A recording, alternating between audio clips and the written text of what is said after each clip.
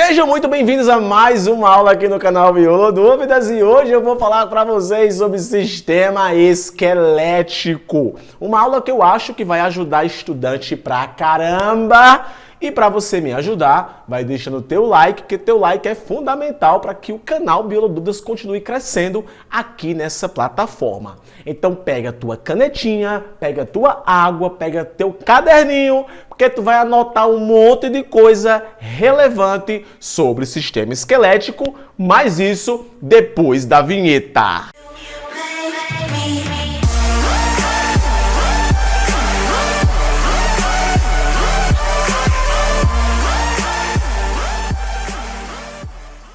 Galera, é osso que não acaba mais. Mas antes da gente dar início aí à questão do esqueleto axial e do esqueleto apendicular, é necessário que você saiba de algumas informações que eu considero muito importantes. Então vem comigo aqui e confia em mim. Lembre que aqui é compartilhar aprendizado. Então vamos lá. Anatomia do sistema locomotor. Olha só, nunca esquece disso. O que é o sistema locomotor? Ele é formado pelo sistema esquelético, pelo sistema articular e pelo sistema muscular. Nessa aula aqui a gente só vai tratar do sistema esquelético, o que já é muita coisa. Mas não esquece disso, que o sistema locomotor como um todo, ele é formado por o sistema esquelético, o articular e o muscular. E é claro, para essa bagaça toda funcionar, com certeza tem aí a grande participação do sistema nervoso, beleza?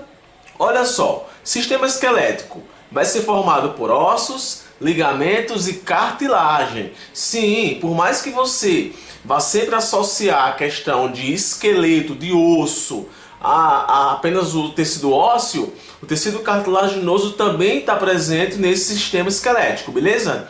E aí está o osso que você está acostumado já a ver, não é mais novidade alguma, esse tipo de osso aí, né, um fêmur.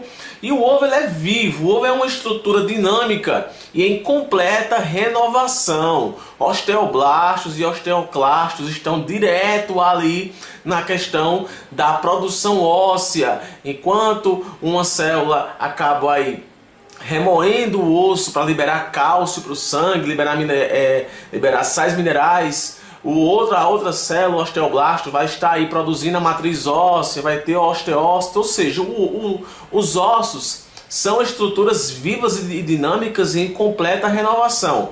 Então, qualquer osso, gente, ele vai estar sempre passando por esses processos de remodelação, de renovação. Nunca esquece disso. Olha só, o corpo humano tem em média 206 ossos, só que isso aí não é uma coisa absoluta.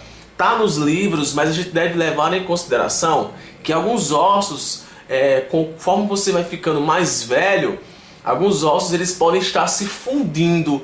E quando eles se fundem, acabam virando apenas uma estrutura, então a quantidade de ossos pode diminuir. Então, em média, é 206 ossos, mas vai variar muito de pessoa para pessoa e também da idade. Olha só, os ossos que constituem o corpo humano são divididos. Como são tantos ossos que acaba existindo uma divisão. Tem no caso, o que chamamos de esqueleto axial, ou ossos axiais, que é o osso do crânio, coluna vertebral, caixa torácica, oceanoide, ossículos da orelha. Ou seja, em média 80 ossos fazem parte aí do esqueleto dessa estrutura axial. Essa parte meio que amarelada que eu coloquei aqui nessa imagem foi justamente para distinguir o axial do apendicular.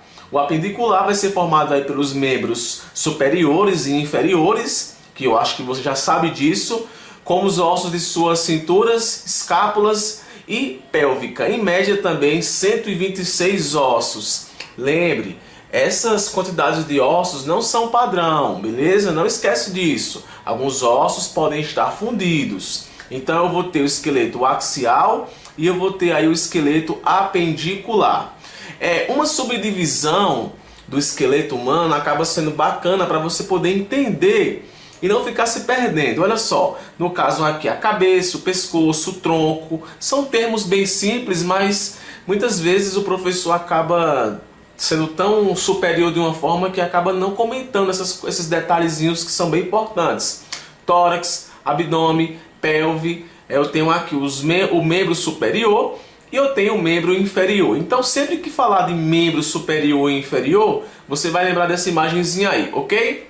Olha só, outra coisa bacana que eu quero que você saiba é com relação à classificação dos ossos.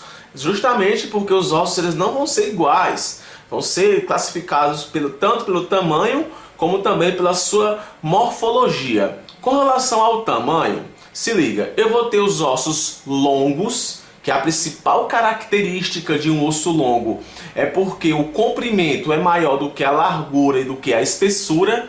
Eu vou ter aí um exemplo bem clássico, o húmero.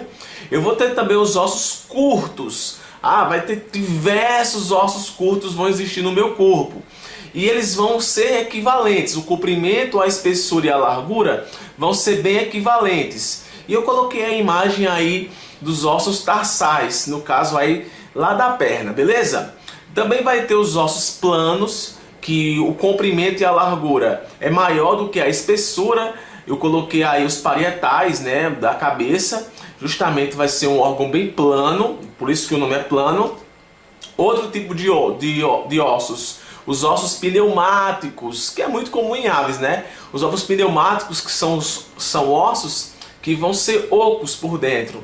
Mas não é todo osso que vai ser pneumático, apenas alguns. Eu coloquei o exemplo aí de alguns ossos da face. No caso eu coloquei aí dos maxilares, que no caso aqui vai ter o seio maxilar, vai ter o seio esfenoide e o seio frontal, que vão ser ossos pneumáticos, ok?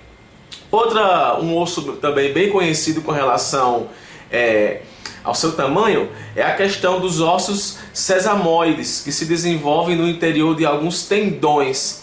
No caso aí eu coloquei a patela, que é aquela bolacha do joelho, vai estar dentro de um grupo desse tipo de osso, beleza? E coloquei os ossos suturais, que são pequenos ossos inconstantes encontrados somente no crânio, dispostos no interior das articulações fibrosas do tipo sutura. Eu não consegui encontrar esse ossinho aí, procurei, não consegui encontrar, mas a gente também aqui não deixa de comentá-los. Então, vai ter os ossos longos, vai ter os ossos curtos, vai ter os ossos planos, vai ter os ossos pneumáticos, vai ter os ossos sesanomoides e os ossos suturais. E também vai ter os ossos irregulares, que não vai apresentar nenhuma dessas características também, beleza? Então, além disso aqui, também tem os ossos irregulares. Com relação à morfologia óssea, gente, é tanto osso que você fica louco. Com relação à morfologia óssea, a gente vai ver que um osso ele é formado basicamente por três partes, né? A diáfise, a epífise e a metáfise. São partes bem comuns, essas imagens aqui eu creio que vocês já viram, né? A epífise fica nas extremidades, a diáfise vai estar aqui nessa região central, e o nome da regiãozinha que vai estar ligando a epífise e a diáfise vai ser a metáfise. Eu lembro logo de mitose, né? Metáfise, da mitose, parece, mas não é. Metáfise, quase que não sai. Metáfise vai estar ligando a epífise e a diáfise, ok? Só que além de ter estruturas internas, também vão ter estruturas externas. Então lembra, o osso tanto vai ter estruturas internas como estruturas externas, que isso fique bem claro, ok? Além dessas estruturas que eu acabei de citar, também você vai encontrar a cavidade medular, que no caso vai estar dentro do osso, né? A cavidade medular, lá onde vai estar a medula óssea, é um espaço localizado internamente a diáfise e contém a medula óssea amarela, né? Rica em lipídios. Outra coisa que você vai encontrar que vai ser importante demais nesse processo de remodelação óssea, de renovação óssea, é a questão da substância óssea compacta e a substância óssea esponjosa. A esponjosa vai ser encontrada nessa região aqui da epífise e a compacta ela vai ser encontrada na região aí da diáfise, ok? Vai também ter o periósteo, que é uma lâmina fina de tecido conjuntivo denso, que vai recobrir quase toda a superfície externa do osso. Isso vai ser muito importante para a questão da nutrição do osso, ok? Então vai ter o periósteo, também vai ter o endósteo, que vai ser a parte interna, uma membrana fina de tecido conjuntivo também, especializada com a capacidade de formação e reparo ósseo que reveste a cavidade medular. além de revestir, também vai estar sendo importante aí para a questão da nutrição óssea. Então perceba que o osso é bem complexo, ok? E também vai ter as cartilagens articulares, que vai estar ligando um osso a outro osso. É uma camada de cartilagem hialina que recobre o local onde os ossos se articulam nas estruturas adjacentes. Então, o osso ele vai estar ligado a outro osso, vai estar juntinho lá, graças às articulações, vai possuir muita fibra, beleza? E aí vai também ter a cartilagem hialina, ok? E além disso tudo, também vai ter os acidentes ósseos, que são o quê? São características estruturais específicas para a adaptação funcional de alguns ossos, ou seja, alguns ossos eles assumem características estruturais específicas para poder desempenhar a sua função. Aqui eu coloquei uma tabelazinha que você vai entender quando eu colocar aqui o nome das estruturas, que podem ser superficiais articulares, que são estruturas anatômicas adaptadas para se articularem-se com os ossos adjacentes. Aí aqui você vai encontrar a cabeça, a fóvea, que é os termos anatômicos, o côndilo. E aqui você vai ver também nessa tabela, que eu não vou estar citando tudo, você vai encontrar as definições. No caso aqui da cabeça, né, é bem interessante: extremidade articular, proeminente e arredondada. Também você vai encontrar o seguinte acidente: as depressões e aberturas, que são formações ósseas que permitem a passagem de tecidos moles com os nervos, vasos sanguíneos e tendões. E aqui você vai ver diversas estruturas que também vão ser provenientes aí dos acidentes ósseos. Vai ter os alvéolos, vai ter o sulco, o seio, a fossa, e aqui na frente vai estar explicando o que cada estrutura é. Então, se caso você queira depois dar um pause para copiar essa imagem, vale muito a pena. Também vai ter as proeminências não articulares, que no caso são estruturas anatômicas que servem como ponto de fixação de tendões e ligamentos. E aqui vai ter vários termos anatômicos que vai estar falando dessas proeminências, e aqui na frente vai estar a sua definição. Então veja só, gente, que é mais complexo do que a gente imagina. É uma máquina, é tantos ossos e é tantos nomes que acaba sendo bastante difícil de você decorar todos. Mas é bem bacana de você apreciá-los e você perceber que tudo se encontra no seu devido lugar, ok? Vamos lá agora falar sobre as classificações, no caso, o esqueleto axial e o esqueleto apendicular, que também vão ser muitas imagens e com vários nomes. Então, vamos apreciar, né? No caso aí, esqueleto axial, no caso, crânio, sendo dividido didaticamente em duas porções: o neurocrânio e o viscerocrânio. Esse nome viscerocrânio ele não é muito comum em livros de ensino médio. Interessante, né? Você encontra mais essa definição em livros superiores. Então eu vou ter o neurocrânio, que é essa parte aqui em azul, em rosa, que eu estou passando o mouse, e vai ter o viscerocrânio, que vai ser essa partezinha aqui em verde. E existem vários ossos que vão fazer parte dessa estrutura. Aqui eu tenho o frontal, o parietal, o temporal, o occicipital. Eu vou ter aqui também o zigomacto. E no caso, esse zigomacto já vai estar fazendo parte do caso da parte do crânio do viscerocrânio. Vai também ter o maxilar e também vai ter a mandíbula. Sendo, gente, que diversos outros ossos fazem parte dessa estrutura. Essa imagem está um pouco simplificada, justamente para você não ficar com medo quando vê aquele monte de nome que, meu Deus do céu, se um professor coloca você para dizer os nomes de cara, ele vai pedir esses aí que são os nomes mais comuns. Mas se a gente for dar aqui um enter aqui para você conhecer umas imagens, você vai ver um monte de imagem bacana. Essa imagem aqui vai também estar mostrando vários nomes conforme a estrutura, no caso o esqueleto axial, o crânio. Aqui outra imagem que eu coloquei para vocês. Olha só, eu espero estar falando com estudantes de ensino superior, então não vai esperar que eu vá dizer nome por nome. Aí são imagens para a gente poder apreciar esse negócio, saber que existe. Esse slide eu disponibilizo para você usar na faculdade, para alguma apresentação, para você, se caso você queira anotar. Então não esquece, se você chegou até aqui nessa aula é porque você está gostando da aula. Então se caso você queira esse slide, eu vou estar deixando aqui embaixo na descrição um link para você clicar e você baixar esse slide no meu blog. Beleza? Então não se preocupe que o que você vê aqui, você pode ficar para você. Então aqui eu tenho outra imagem aí do esqueleto axial, tenho outra imagem. E aqui, gente, eu só para demonstrar a quantidade de ossos e de estruturas que vão existir. Mais estruturas do esqueleto axial. Cadê mais? Beleza, então, coluna vertebral. Olha só, gente. A coluna vertebral, ela também vai estar fazendo aí parte, no caso, do esqueleto axial.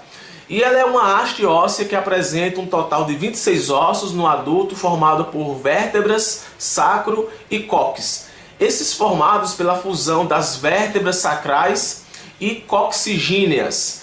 Interpostos entre cada fibra, vai existir, em cada vértebra, vértebra, vai existir o disco intervertebral. Esse disco é muito importante, inclusive tem até doenças que envolvem a questão desse disco aí. Ok? Então tá aqui o desenho de uma coluna vertebral e as partes que formam a coluna vertebral. Você vai ver que tem a cervical, a torácica, a lombar, a sacral e a coccínea, que no caso vai ser a fusão aí do sacro com o cóccix. Então, gente, perceba que cada estrutura vai possuir o seu nome. Então vai ter a cervical, essas primeiras sete vértebras de cima, 12 vértebras torácicas, 5 vértebras lombares, uma vértebra sacral e aqui uma, nome difícil de dizer, coccíneas. Agora se liga só, com relação às vértebras, elas vão possuir uma coisa bem típica entre todas, que no caso vai ser o corpo vertebral, vai ser a forame vertebral, vai ser o processo espinhoso, vai ser o processo transverso e os processos articulares superiores e inferiores. Essas estruturas todas vão ser encontradas em vértebras típicas. Então cada uma dessas estruturas vão ser importantes para a questão de uma vértebra se ligar à outra. Então, por exemplo, o corpo vertebral, a gente pode ver aqui, ó, o corpo vertebral, estrutura óssea projetada anteriormente, a qual apresenta o maior volume do ósseo. Beleza? Eu tenho um forame vertebral, bora achar aqui o forame vertebral. Opa, achamos. Local onde passa a medula espinal. Então, supostamente essa estrutura aí é muito importante. Também vou ter o processo espinhoso, estrutura óssea mediana que se projeta posteriormente partindo do arco vertebral. Então aqui, olha, então vai ser aquela pontinha, tá ligado? Também vou ter o processo transverso, estrutura óssea que se projeta lateralmente partindo do arco vertebral. Então vai ser as partes laterais. Processos articulares superiores e inferiores, estruturas ósseas que se projetam superior e inferior partindo do arco ventral. Servem de ponto de fixação com as vértebras adjacentes, ou seja, vai ser importante na questão de ligar uma vértebra a outra vértebra. Então perceba que por mais simplesinho que pareça o osso, ele é bem complexo, beleza? E também vai ter o arco vertebral, que vai ser a estrutura óssea que forma os limites laterais e posteriores do forame vertebral. Então, menino, eu tô vendo na faculdade o professor pegar a vértebra e colocar tu para dizer os nomes. Esquenta não, que essa imagem aqui diz tudo para você, ok? Então também tem as vértebras cervicais, que no caso vão ter todas aquelas estruturas que eu acabei de citar, mas vão possuir algumas outras características. Apresentam forame no processo transverso para a passagem da artéria vertebral. Ok. O processo espinhoso pode ser bifurcado.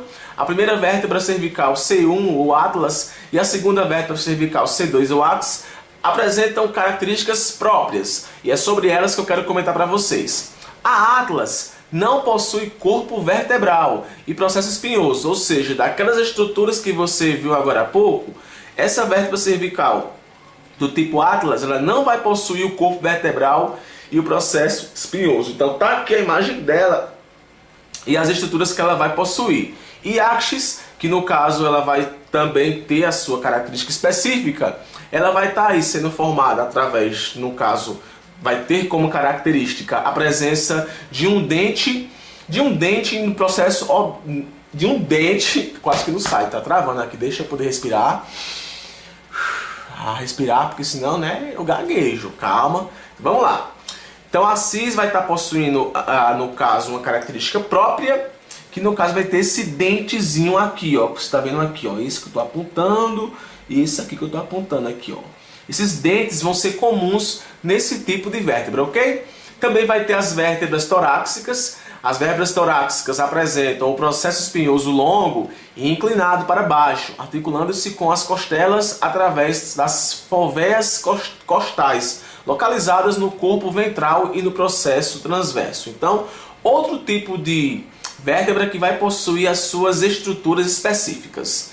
Também vai ter as vértebras lombares, as maiores da coluna tem, no caso vão ser as maiores da coluna, tem o corpo vertebral grande e forte, apresentando o processo espinhoso curto com formato quadrangular, ou seja, vai ser o maior tipo de vértebra, vai ser esse daí lombar, ok?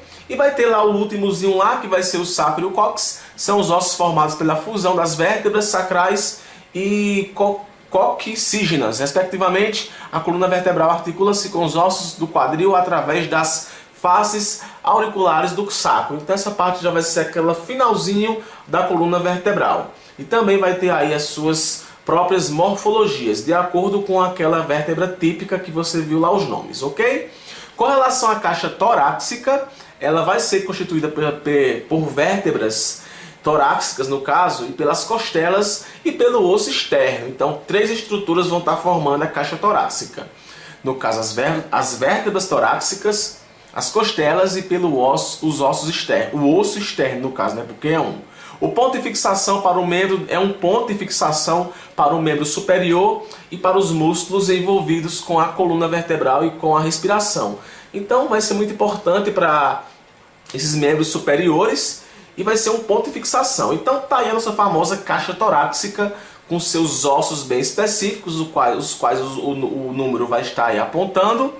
E vai também ter as costelas, no caso as costelas vertebrais, vão ter subdivisões, no caso vai ter as costelas verdadeiras, vão ter as costelas falsas e vão ter as costelas flutuantes, que no caso vão ser aquelas que não vão ter contato com o externo. Então vai ter as falsas e vai ter as verdadeiras. Então eu coloquei aqui na imagem, coloquei apontando para tu ver como é que elas se ligam aqui na questão com o externo. Então note que elas partem da coluna vertebral, né? Essa parte aqui é uma parte vista de trás. Aqui no caso são as duas, esqueci o nome desse bicho aqui, dessas duas placas. Eu acho que daqui a pouco vai sair, eu pego e vou lembrar. O externo é um osso formado plano, chato, localizado na parede anterior do tórax, sobre o plano mediano, dividido em três porções. Essa estrutura, né, chamada externo, vai ter o manúbrio, vai ter o corpo e o processo tifoide, no qual vai estar apontando aqui de acordo com a numeração. Ok? Então essa estrutura aqui vai ser um ponto de apoio importantíssimo da caixa torácica. Ok, esqueleto, no caso esqueleto pendicular, membro superior, no caso é apendicular, beleza? Membro superior, estão unidos à caixa torácica através do cíngulo do membro superior. Vai ter a clavícula e a pronto, é escápula o nome daquele negócio. Clavícula é o único osso do membro superior que permite a fixação óssea do membro superior do tórax. Então vai estar aí a nossa famosa clavícula. E vai ter a escápula, aquela imagem que eu mostrei daqui a pouco. É tanto osso, meu amigo, que você fica doido. A escápula, que vai ser um osso formado aí de forma triangular, localizado na parede posterior do tórax, no caso do dorso. E vai possuir também várias estruturas aí. Membro também superior, vou também ter o que aqui? O húmero. É o maior osso do membro superior. O húmero, aqui ó, o húmerozão. Superior, situado no braço. Articula-se aproximadamente com a escápula através das articulações do ombro. Distalmente com o rádio e com a una na articulação do cotovelo. Então, essa estrutura aí já está entrando de cara que vai ser o braço. Então, tem o membro também superior. Aqui eu tenho o que mais? Eu tenho o rádio e a uma, que no caso são essas duas estruturas que vão estar já chegando na minha mão. São ossos situados no antebraço, o rádio localiza-se literalmente e a unha medialmente. Ambos estão conectados através de articulações. Sempre os ossos vão estar ligados através de articulações. Então, também vai ter os ossos da mão, que no caso vai ser o carpo, o metacarpo e as falanges. Então, vários ossos também vão ser encontrados em nossas mãos. Carpo, o osso do punho, o metacarpo, o osso do dorso e a palma da mão, que tem as falanges, ok? Com relação aos membros inferiores, no caso vão estar embaixo, são eles que vão estar sustentando o peso da região posterior do meu corpo. E outra coisa, vai ser especializado na questão de locomoção, porque é lá que vai ter as pernas. Eu falei agora, chega cuspiu, não sei se tu viu aí no vídeo. Osso do quadril. No caso, esse osso do quadril da gente é formado pela fusão do óssea, do ilho, do isquio e do pubis. Então tá aqui o ilíaco, o isquio e o pubis, que vão estar formando esse osso do quadril, que ocorre no final da puberdade durante a infância. Esses três ossos estão unidos por uma matriz cartilaginosa. Lembrando que vários ossos passam por ossificação do tipo endocondral, que é quando um molde de cartilagem dá origem aí aos ossos, beleza? Tomara que eu não tenha errado nessa informação que eu falei aqui na tora, mas é isso mesmo, ok? No caso aqui eu vou ter o fêmur também, que vai ser um maior osso do corpo humano também, vai estar dentro aí dos membros inferiores, né, na perna. Eu vou ter a patela, que eu já comentei nesse instante, agora há pouco, com relação à sua morfologia, vai ser essa bolacha do joelho. Também vai estar dentro dessa parte dos ossos do esqueleto inferior, apendicular. Também vai ter a tíbia, que no caso vai ser posicionada mediante na perna, articula-se aproximadamente com os côndilos do fêmur. Então a tíbia vai estar perto do fêmur, literalmente com a cabeça da fíbula e distalmente com o tabus da articulação do tornozelo. Então já vai ser aquele osso que vai estar levando lá para a perna mesmo. Vai ter a fíbula, o osso de morfologia fina, posicionado literalmente na perna. Então já vai chegando na perna até que chegou no pé. E no pé vai ter as mesmas coisas da mão, só que com outros nomes. Vai ter o tarso, o metatarso e a falange. O tarso vai estar lá formando os ossos do tornozelo, vai ter o metatarso, os ossos do dorso e, no caso também, as falanges, que vai ser os dedos. Ufa! Gente, é tanto osso que essa aula não deixa de ser uma aula de compartilhar conhecimento. É claro que não espero que você decore isso tudo, e também não espero que eu decore isso tudo. Mas para você, para uma prova que você vai fazer, supostamente, algo que eu falei vai cair na sua avaliação da faculdade ou até mesmo numa aula prática. Beleza, gente? Então essa foi a primeira aula sobre o sistema locomotor. Em outro momento eu vou estar falando sobre o sistema articular. Espero que você também venha comigo assistir essa aula. Não esquece de me seguir nas redes sociais, de curtir, de compartilhar. E se você gostou, não deixe de deixar aqui o seu like biológico para poder, assim que nem falou o canal do Contente, para comprar alimento. No mais, beijo, valeu e foi boa!